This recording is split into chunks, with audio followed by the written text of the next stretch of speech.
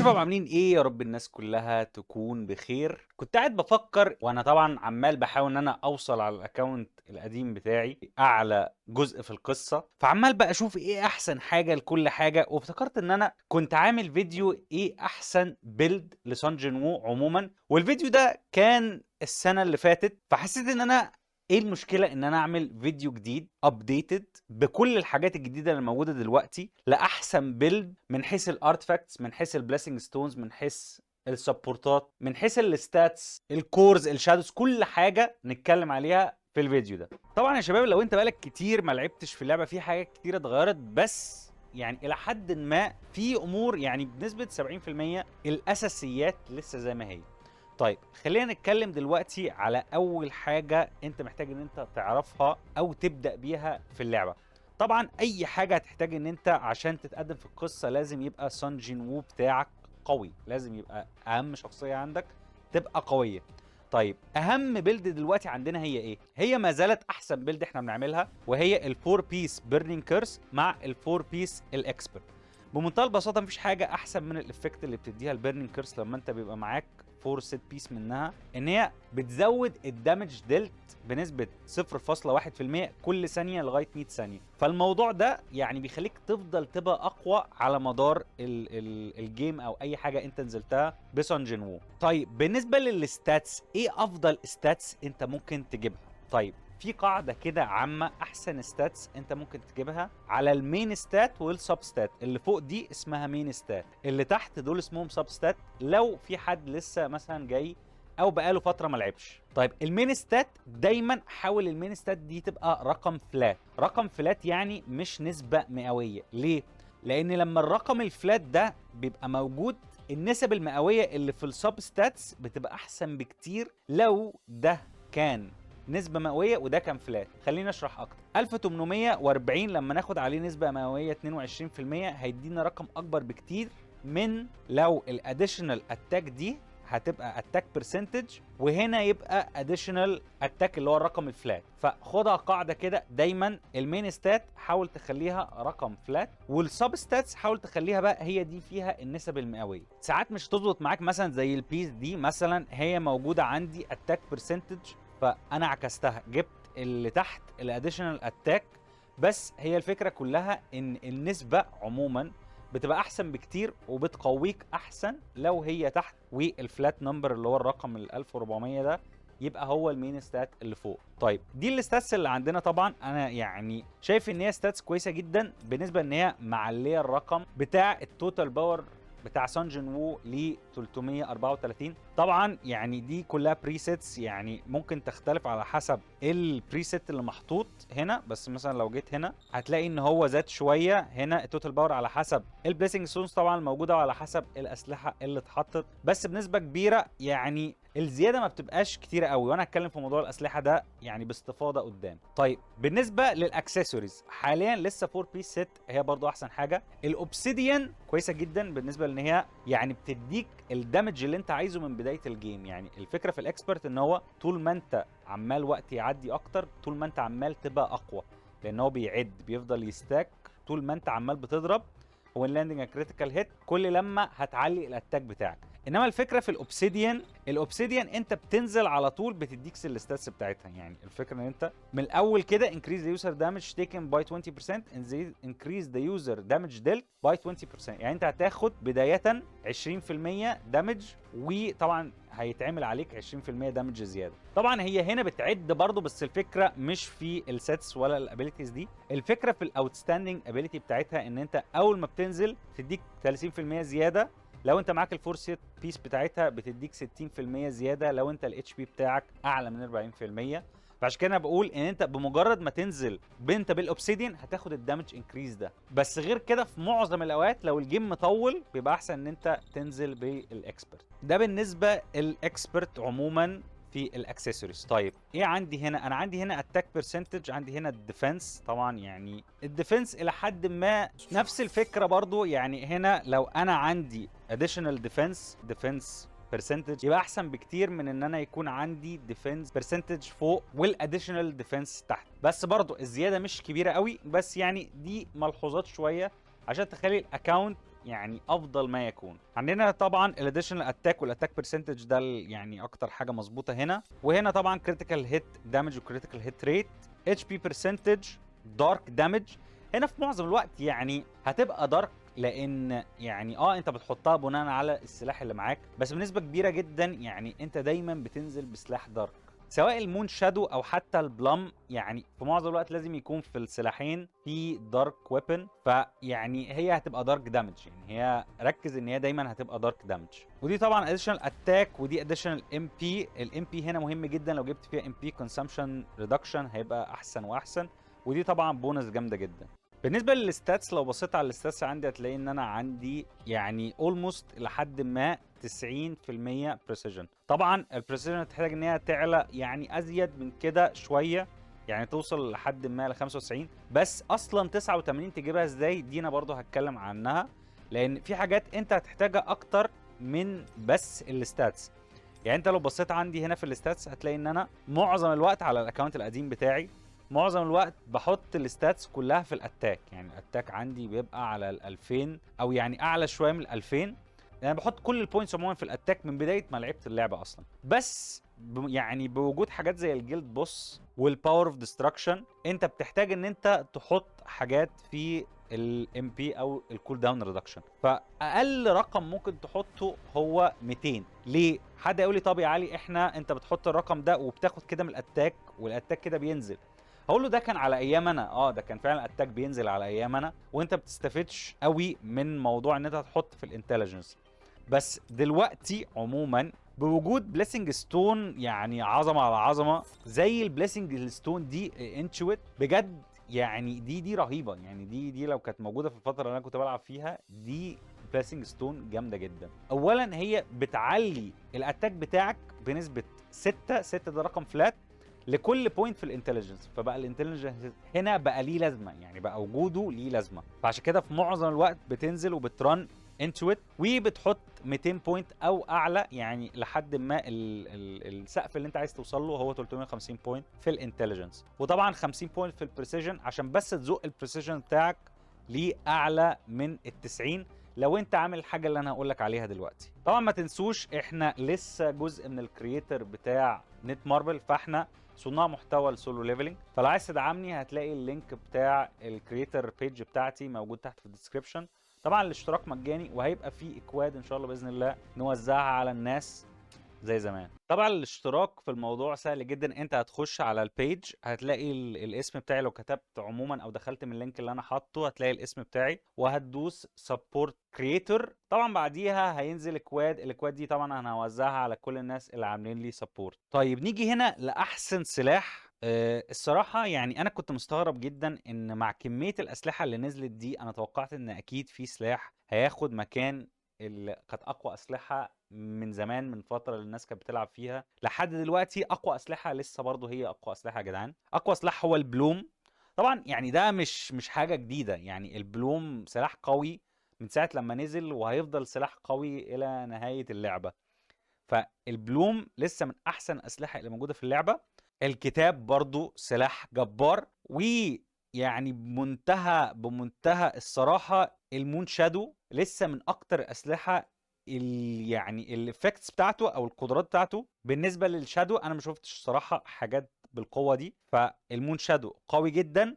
وطبعا يعني من كل الاسلحه الجديده دي السلاح الوحيد اللي فعلا قوي بشكل بشع هو الديمن كينج داجر. الديمن كينج داجر يا جدعان بالنسبه للويند سلاح فتاك. فانت عندك سلاحين دارك وسلاح ويند وسلاح ووتر، هي دي اقوى اسلحه بامانه. يعني كل الاسلحه هنا وانا جربتها كتير، يعني انا بالنسبه لي كان السايس كان احسن سلاح، بس يعني نزلت حاجات طبعا اقوى منه بكتير. فمن بين كل الاسلحه دي يا جدعان اقوى اسلحه هي الاربع اسلحه اللي انا اتكلمت عليهم. طبعا لو انت عندك حاجه بقى فاير، يعني لو قدامك بقى انت فاير بس لازم فاير عشان تعرف تموته، فطبعا الفان والفينيكس سول يعني طبعا احسن سلاحين للفاير. وحاليا الفان اوف فاير ديمن يعني يعتبر افضل سلاح للفاير موجود. وبمناسبه الفان اوف فاير ديمن، السلاح ده يا جدعان فيه سكيلايه معينه انت لازم تستخدمها معاه. السكيل دي لو ما استخدمتهاش معاه هتبقى بتضيع يعني فرصة كبيرة جدا، لان السلاح ده بيقوي اي فاير دامج انت بتعمله. ففي فاير سكيل معينة انت لازم تكون بتستخدمها مع السلاح ده. بس قبل ما نتكلم عنها محتاجين ان احنا نتكلم عن ازاي هتعلي البريسيجن بتاعك لو مش من البوينتس دي. والطريقه دي طبعا هي الجيمات. يعني بمنتهى البساطه لازم على قد ما تقدر انت تكمل الجيمات بتاعتك للتير 5. طبعا انا مش هكفر اللي اقل من كده، لان احنا ده المفروض الفيديو ده لاحسن بيلد انت ممكن تعمله. فاحسن بيلد طبعا في الجيم دي هي البريسيجن جيم. فهتلاقي ان البريسيجن جيم افضل حاجه ليها، او في ال 3 دي كلها، هي ان انت تختار بريسيجن. هتلاقي هنا مثلا انا عندي كريتيكال هيت دامج، هتلاقي ان انا عندي حاجات كتيره جدا ممكن تتحسن، بس في نفس الوقت مفيش اي حاجه احسن من البريسيجن. لان انا الكريتيكال هيت كده كده ممكن اعملها في حاجات تانية، يعني فاهم، ممكن اعملها في الويبنز، ممكن اعملها في الجير اللي انا اصلا اوريدي لابسها. ولو بصينا عندي في الكريتيكال هيت دامج، هنلاقي ان انا اصلا الكريتيكال هيت دامج بتاعي 180، يعني اوريدي رقم كويس جدا. يعني 47% كريتيكال هيت ريت و180% كريتيكال هيت دامج، ده اصلا رقم كويس. ففي الجيمات، الجيم دي كلها لازم تاخدها البريسيجن، وعلى قد ما تقدر خلي كل الحاجات دي تير 5. طيب بالنسبه للتير دي هتبقى ام بي كونسامشن، يعني فكك من السبيد جيم. السبيد جميله وكل حاجه، بس خلي على قد ما تقدر ال 3 دي ام بي كونسامشن كلها خليها للام بي، اديشنال ام بي وام بي كونسامشن. يعني انت زي ما انت شايفين هنا انا عندي 2 اديشنال ام بي والباقي كله ام بي كونسامشن. دي طبعا هناخدها كلها ديفنس. وبالنسبه للاتاك انت عندك نوعين، يا اديشنال اتاك يا اتاك برسنتج. لو الاتاك برسنتج اللي عندك اعلى من 3.4، يعني مثلا عندك 3.6، خدها دي حلوه جدا. اقل، يعني لو مثلا دي المفروض يعني ما ناخدش دي، بس هي حاليا مش معانا غيرها. فلو انت محتار ما بين دي وما بين اديشنال اتاك، لا، الاديشنال اتاك تبقى احسن بكتير من البرسنتج. وطبعا دي كلها هتبقى اتش بي و اتش بي برسنتج على حسب انت معاك ايه. يعني مفيش حاجه معينه في ال 3 دي، بس يعني انت عندك هنا اديشنال اتش بي على حسب اللي موجود. يعني معاك البرسنتج حطها، معاك الاتش بي العاديه حطها. هتبص تلاقي ان انا عندي هنا بقى في حاجات اتاك برسنتج انا حاططها، وفي حاجات اتش بي. هنا في الجيمات يعني معظم الوقت بيبقى احسن ان انت يبقى عندك اتاك برسنتج، مش اتاك برسنتج عموما، برسنتج عموما. يعني اللي هو ايه، يبقى عندك نسب مئويه عموما. كل لما كترت النسب كل لما ده احسن، لان دي كلها بتتضرب في الاستاتس اصلا اللي معاك. فيعني معظم الوقت هتلاقي الاديشنال، الارقام الاديشنال مش ارقام كبيره قوي. يعني اديشنال اتش بي 1750، هنا 930، ماشي، الارقام يعني مش رقم كبير، بس 17% لما تتضرب في الاتاك بتاعي هتدي رقم كبير جدا، اكبر بكتير من 930. فاهم الفكره؟ فعشان كده النسب المئويه احسن بكتير هنا من الاديشنال. بالنسبه للكورز يا جدعان، احسن حاجه طبعا كل الناس بتستخدمها في الكور هي الكور دي اللي هي Ancient Wrath Obsession، اللي هي بتدي الاتاك برسنتج ال 5%. دي حلوه جدا. ودي برضو يعني انا لاحظت ان مفيش حاجه مميزه قوي لسان جين وو. انت كده كده ممكن تحط اللي هي حتى بتاعت الهانترز، بس الفكره كلها ان في الكيوب دي انا لاحظت ان يعني مفيش حاجه قويه قوي للكاركتر تخليه اللي هو يعني يعدي. مثلا بص هو واقف معاه، الفكره خد الستاتس اللي انت محتاجها. انت عايز اديشنال ديفense، خد. عايز كريتيكال هيت دامج، طبعا يعني بنسبه كبيره لو كريتيكال هيت دامج ودامج انكريز يبقى احسن بكتير من الستاتس دي. يعني هتلاقي ان اديشنال ديفense كده كده هي ثابته، بس الستاتس عموما سواء جالك دامج انكريز سواء جالك كريتيكال هيت دامج، اي حاجه من الاثنين دول على حسب انت محتاج ايه فيهم. انما البونس باسيف بتاعتها يعني اللي هو هيديك شيلد 10% لما تعمل التيميت، او مثلا في هنا when the user hit decrease their damage taken by 10%. يعني مش حاجات قويه قوي، يعني فاهم، ما بتفرقش قوي في الكيو دي. طبعا بتفرق ان اي حاجه بتدي ام بي كونسامشن، المانا كونسامشن بتقلله، يعني دي حاجه كويسه جدا. فاحنا هنا حاطين الام بي كونسامشن ريدكشن، مش عايزين كريتيكال هيت دامج. يعني انا اوريدي معايا كريتيكال هيت دامج كتير، يعني انا 180% دلوقتي. بس لو حبيت ان انا احط مثلا اي حاجه بتدي كريتيكال هيت دامج عادي ممكن اضيفها. وطبعا دي دامج انكريز، يعني اول ذا واي دي دامج انكريز، يعني اهم بكتير اديشنال اتاك ودامج انكريز. طيب نيجي بقى للسكيلز. طيب السكيلز يا جدعان بتنقسم لشقين. يعني في سكيلز انت بتحتاجها عشان الضرر بتاعها، وفي سكيلز انت بتحتاجها عشان ان هي تعمل بريك. معظم الوقت انت بتختار ما بين الاثنين ده، عايز تعمل دامج اكتر ولا عايز تعمل بريك، ولا عايز تعمل حاجه كده ما بين البنين يعني فاهم، ولا هي بريك جامد قوي ولا هي دامج جامد قوي، بس مفيش حاجه يعني غير مثلا ممكن سكلايه واحده مثلا اللي ممكن نقول عليها دي بتعمل بريك كويس جدا وبتعمل شويه دامج زياده، او يعني زياده اكتر من الطبيعي. طب خلينا ناخد السكيلات من الاول. داجر توس بتعمل شويه دامج كويس، يعني مش قوي، بس يعني هي الفكره كلها دي لو مش موجود معاك اي حاجه من الحاجات اللي جايه. طيب نيجي لاحسن سكلايه بتعمل دامج، وهي يعني مفيش عليها اي اختلاف، هي السونيك ستريم. السكلايه دي يا جدعان بتعمل دامج في كل حاجه، في الدارك، في الويند، في الفاير، في اللايتنينج، بتعمل دامج. احسن سكلايه كدامج في كل حاجه في الحاجات دي. السكلايه دي لو دوستها على طول بعد ما عملت بيرفكت دوج او اللي هو الداش، هتعمل دامج خرافي، هتعمل 250% من الدامج بتاعها، يعني الدامج ده يتضرب في 250%. فالسكيليه دي يعني جباره جباره بجد، بتعمل دامج متخلف. تاني حاجه السكيليه بتاعت الويند برضو كويسه جدا، لانها بتزود الاتاك بتاع سون جين وو ستاكينج لمده 10 مرات، يعني هتضرب ال 3% دي في 10 في 30% بعد 10 سكندز، او يعني كل مره انت بتعمل الاتاك ده هتزيد 3%، والديوريشن بتاعها 10 سكندز وبتقدر تعملها 10 مرات. طيب فهنا دي كاتاك انكريز كويسه جدا. فيعتبر اي حاجه انت هتختارها في سونيك ستريم قويه جدا، يعني بغض النظر عن الاليمنت بتاع دارك ولا فاير ولا ايا كان. بس الفكره كلها يعني طبعا يعني هيفرق، بس اللي قصدي ان هي كويسه جدا بغض النظر عن اي سكيلات تانية. السكيلات بتاعت سونيك ستريم قوية جدا. بس لو انت بقى عايز حاجة للبريك، انت قدامك البوس ده هيسيح، بس لو عملت له بريك فطبعا المايتي بريك او اللي هي الارمر بريك احسن حاجة انت يعني بتستخدمها بالنسبة للبريك، سواء برضو ووتر ويند فاير او لايتنينج. طبعا انت ممكن تستخدم برضو ديسبرجن يعني عموما كبريك، بس هي الفكرة كلها يعني الدمج بتاع ديسبرجن مش هيبقى اقوى حاجة. بس يعني احنا ما بنستخدمش البريك ده عموما عشان الدمج بس. يعني اديك مقارنه، مثلا هنا ال 2324 وهنا الووتر فيرجن بتاع 5449، يعني فما فيش مقارنه يعني خالص. دي البريك بتاع المايتي بريك، والتانيه اتوقع المايتي بريك برضو بس الدمج الارقام يعني بشعه. في ميزه برضو زياده شويه الديسبرجن، ان انت لما تستخدمها على حد ما عليهوش اصلا بريك الدمج بتاعها بيزيد، بيتضرب في 240%. فيعني فاهم الفكره، يعني بتعوض برضو فرق الدمج شويه اللي ما بينها وما بين الارمر بريك.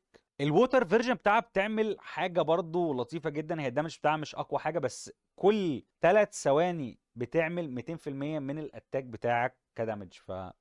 حاجه خارقه جدا الووتر فيرجن بتاع الداجر داش دي، او يعني سواء دي او دي، يعني الاثنين اقوياء، بس الووتر هي اللي بتعمل ال 200% دي. بالنسبه للكيو تي اي طبعا شادو ستيب يعني ما بقيناش بنستخدمها قوي الا لو انت عايز تقلل الديفنس. في حاجات كتيره دلوقتي بقت بتقلل الديفنس بتاع اللي قدامك، بس هي كده كده انت ما بتعليهاش لان انت مش عايز منها دامج، وتقليل الديفنس ما بيزيدش، فيعني 60% هي اقصى حاجه. نيجي بقى لهنا لكولابس. كولابس دي يا جدعان يعني اسكلاية خارقة بجد خارقة، غير ان هي بتزود الدمج بتاعك 20% لمدة 20 ثانية. كمان البريك افكت بتاعتها الى حد ما مفيدة، يعني او مش هقول لك انت بتستخدمها عشان البريك، يعني انت obviously مش بتستخدمها عشان البريك، بس في نفس الوقت هي بتعمل بريك. عارف انت التفة اللي بتبقى فاضلة للبوس دي، فهي بتعمل بريك. بس الفكرة ان هو بعد لما بتعمل بريك وخلاص ما بقاش عليه بريك، خلاص بتاكتيفيت بقى اللي هو ال 20% الدمج انكريز الجوسي ده، اللي فعلا بيفرق في اي فايت انت بتبقى فيه. بالنسبه للفاير فيرجن بتبقى شغاله لو انت هتعمل الستاكينج، لانها هتفضل تقعد تعمل ستاكينج برضو، بتدي شويه كريتيكال هيت، بس انت لو مش محتاجه يعني ففاكس. الويند فيرجن بتاعتها بتعمل دامج كويس جدا برضو. بالنسبه للكيو تي اي الثانيه فخلينا نقول يعني اوفر شادو، متهيألي انت مش بتحتاج غير الكيو تي اي دي. اوفر شادو يا جدعان كيو تي اي بتزود الدمج بتاع السكيليه بتاعتك بنسبه 200%، يعني ده رقم بشع رقم بشع. طبعا الووتر فيرجن شغاله بتعمل فريز وكل حاجه، بس يعني هي هتوقف اللي قدامك، بس مش قويه قوي، يعني مش بتفرق جامد قوي في الفايت. فطبعا يعني اقوى حاجه انت ممكن تستخدمها هي اللي هي الاوفر شادو دي، كويسه جدا عشان ال 200% الدمج انكريز بتاعت السكلايه بتاعتنا دي فتاكه. يعني دي مثلا مع السونيك اكسبلوجن يعني تبقى تعمل شغل عالمي 6000 في 200%، فانت كده ضمنت دامج خرافي. بالنسبه للالتيميتس يعني مش محتاجه فزلكه، هي اخر واحده هي اقوى واحده اللي هي كينجز دومين، لانها طبعا يعني اعلى دامج فيهم كلهم، احسن واحده فيهم هي كينجز دومين. نيجي بالنسبه للبليسنج ستونز نتكلم فيها بعمق شويه. احسن بليسنج ستونز بالنسبه لي، او يعني هي عموما في اللعبه، هم البليسنج ستونز اللي هي اويكننج. كده كده انت هتبقى بتاخدها كل فايت انت بتنزله، فمش هنتكلم عنها. احسن بليسنج ستونز بلاد لاست. بلاد لاست يا جدعان اذا ماست، يعني لازم تبقى معاك. انتويت انت ممكن تحطها لو انت حاطط بوينتس في الانتليجنس، لو انت مش حاطط بوينتس يعني ففاكس. بس يعني ليه؟ انت بتاخد دامج زياده، اتاك زياده قصدي، والاتاك الزياده دي بتاخد عليه انتليجنس زياده، مانا كونسامشن اقل، وعموما مانا زياده. فيعني انتويت انا مش شايف اي سبب يخليك ان انت مش هتاخد انتويت، الا مثلا لو انت بقى عايز مثلا يعني تعمل حاجات معينه للبوس اللي قدامك.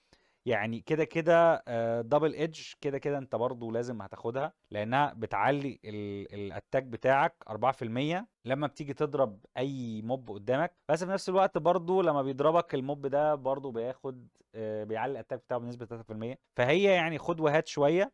بوس لير هتاخدها لو انت داخل على بوس، يعني ما فيهاش اي فزلكه. شارب بريسيجن لو انت الكريتيكال هيت بتاعك اوريدي قليل فانت هتاخد شارب بريسيجن. بس انا طبعا يعني ما بشجعش على ده. لو انت عايز تظبط الشخصيه بتاعتك فاظبط الكريتيكال هيت على قد ما تقدر، عشان ما تضطرش ان انت تاخد البليسنج ستون دي.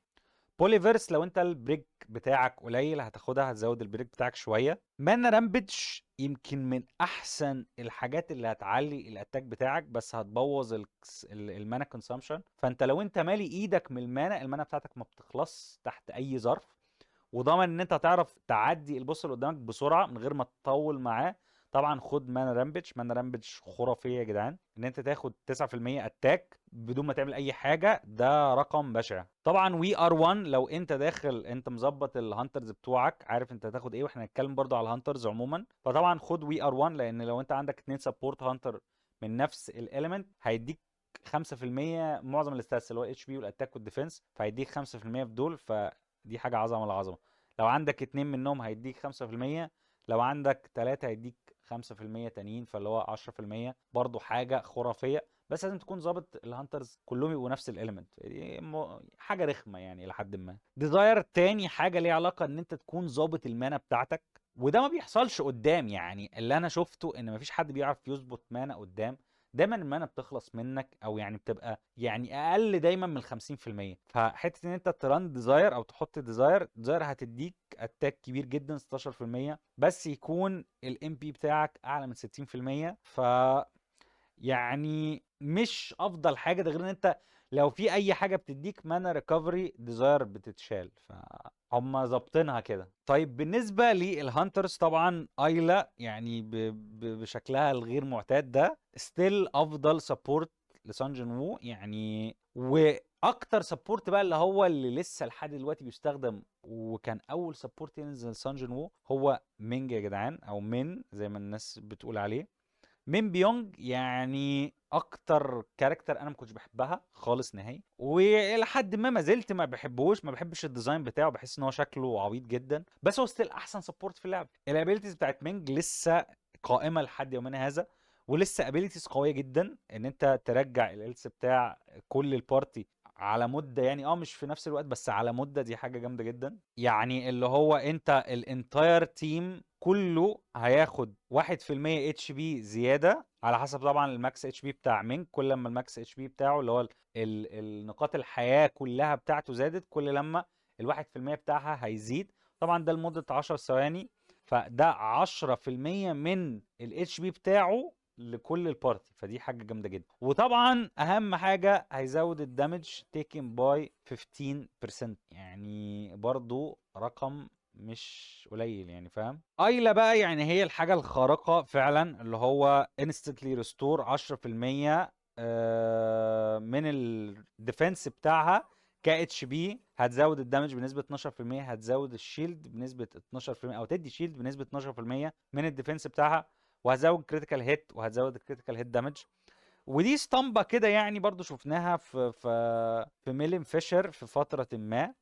كانت ميلين فيشر متهيألي، شفناها في ميلين فيشر. ميلين برضو بترجع ال HP بتاع الشخصية، وفي نفس الوقت بتديه اتاك 16%، وبتقلل الضرر اللي احنا هناخده بنسبة 16%. فيعني لسه ميلين برضو يا جدعان من احسن السبورتات اللي في اللعبة. واحنا حاليا احنا بنتكلم على السبورتات. لو احنا جينا واتكلمنا على يعني ايه اكتر مثلا سبورت هيعمل دامج، طبعا احنا مش محتاجين نقول الكيو تي اي بتاعت اندرياس من احسن الكيو تي ايز اللي انا شفتها. ممكن تكون مش اقوى كيو تي اي، بس من احسن الكيو تي ايز اللي انا شفتها. طبعا لو انت بتعافر في الفايت ويعني الدنيا برضو خربانه معاك، جو جينهو يعني اللي كان كله بيكرهه في الاول، طلع شخصيه جامده جدا. هيديك ديفense 10%، وهيديك شيلد بيساوي 10% من الديفنس بتاعه، ويعمل كمان شويه لايت دامج. فعظمه على عظمه. طبعا بالنسبه للبيور دامج، انت عايز تعمل دامج يعني دامج خارق، فشاهي برضو لسه من افضل الدامج ديلرز اللي في اللعبه. هي واليشيا الاثنين يا جدعان كدامج ديلر برضو كويسين جدا جدا. وفي حاجه حلوه في اللعبه دي عموما، يعني ان الشخصيات اللي هي بتنزل مش بتضعف قوي. يعني هات كده اي جاتشا جيم غير اللعبه دي، وهتلاقي ان الشخصيات اللي نزلت قبل كده ما حدش بقى بيستخدمها اصلا. يعني ما فيش شخصيه بتعدي الاربع خمس شهور بتفضل الناس بتلعب بيها. بس الدنيا هنا انا حاسس ان لا، الشخصيات الناس لسه بتستخدمها، ولسه الشخصيات حلوه جدا. طبعا يعني اندريس انا سمعت ان هو بقى اضعف، بس انا عملت له تيستنج وانا شايف ان اندريس يعني لسه برضه خارق وقوي جدا. بالنسبه للشادوز كاتاكينج شادوز اللي هم اكتر يعني شادوز انت تستخدمهم هيدوك باف للاتاك، سبحان الله اجرس وبليد يعني وروك، يعني اللي هو الروكي بيج روك كده، دول لسه احسن شادوز يا جدعان. بعد كل الوقت ده لسه برضو دول احسن شادوز انت ممكن تستخدمه. اجرس لان اجرس بيديك ال 8% كريتيكال هيت ريت للفريق كله. بليد بيديك الاتاك انكريز للفريق كله. وبيك روك بيديك سكيل دامج انكريز 12% للفريق كله. فالتلاتة دول احسن ثلاثة كاتاكرز، او يعني اللي هو تستخدمهم البف بتاعهم او الليدر سكيل بتاعتهم. دول احسن ثلاثة ممكن تستخدمهم. يعني مش هتلاقي نفسك ان انت بتحيد عن الثلاثة دول. بالنسبة كسبورت، فالكلبوب يعني لسه احسن برضو سبورت. السكيلات بتاعت اللي هي الكومباشن دي اللي بتعمل 50% من اليوزر اتاك على 3 ثواني، وبتزود الدمج تيكن بنسبه 5%.